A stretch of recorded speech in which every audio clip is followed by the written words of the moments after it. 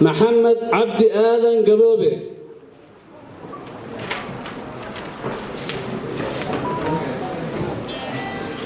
عبد السلام حاج أحمد ليبان طبنعد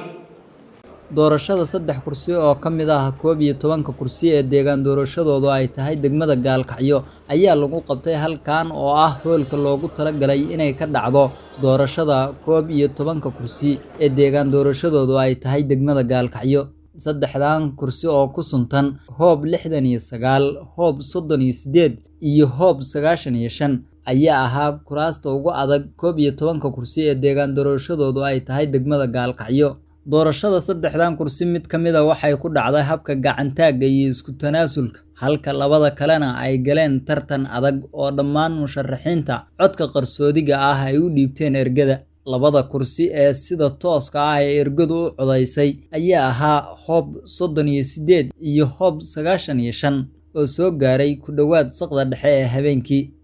محمود كدن حيما محمد سعيد فارح عبد الرحمن محمد محمود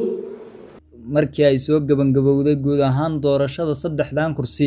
ayaa si guud natiijada saddexdan kursi waxa ugu dhawaaqay gudoomiyaha guddiga doorashooyinka Galmudug Maxamed Daahir Bismillahir Rahmanir Rahim Alhamdulillahi Rabbil Alamin maanta oo taariikhdu tahay 13 bishii 2022 guddiga doorashada Galmudug wuxuu qabtay saddex kursi oo nambaradoodu kala yihiin hoob eber 69 hoob eber 38 iyo hoob eber 95 kursiga koowaad ee hoob eber 69 waxa isu diiwaan galiyay Cabdiraxmaan Maxamed Xuseen Odawa iyo Maxamed Axmed Maxamed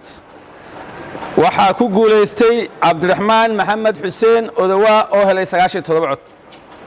kursiga labaad oo tirsigiisu yahay hoob eber 38 waxa isu diiwaan galiyay 5 murashax oo kala ah Cabdisalaan Xaaji Axmed Liibaan Dhabancad Maxamed Cabdi Aadan Gaboobe Maxamed Cabdi Faarax Saciid Daahir Sheekh Maxamed iyo Aadan Warsame Cilmi cod bixintu intaysa bilaaban waxa tanaasulay Aadan Warsame Cilmi waxa wareegkii koowaad natiijadii ku soo dhamaatay Saciid Daahir Sheekh Maxamed oo helay 18 Maxamed Cabdi Faarax oo helay 1 cod Maxamed Cabdi Aadan Gaboobe oo helay 31 cod iyo Cabdisalaan Xaaji Axmed Liibaan Dhabancad oo helay 51 cod sidaa daraadeed kursiga hoob eber 38 waxa ku guuleystay Cabdisalaan Xaaji Axmed Liibaan Dhabancad oo helay 51 cod guddiga doorashada Galmudug wuxuu caawa sidoo kale qabtay kursiga nambarkiisu yahay hoob eber 95 kursigaas waxa isu diiwaan galiyay murashaxiin kala ah Maxamed Saciid Faarax Cabdiraxmaan Maxamed Maxamuud Maxamuud Kudun Xiima iyo Cabdikariin Khaliif Cabdi Dhalac doorashadu intaysa bilaaban waxa tanaasulay Cabdikariin Khaliif Cabdi Dhalac waxa murashaxiintu wareegka koowaad codka u kala heleen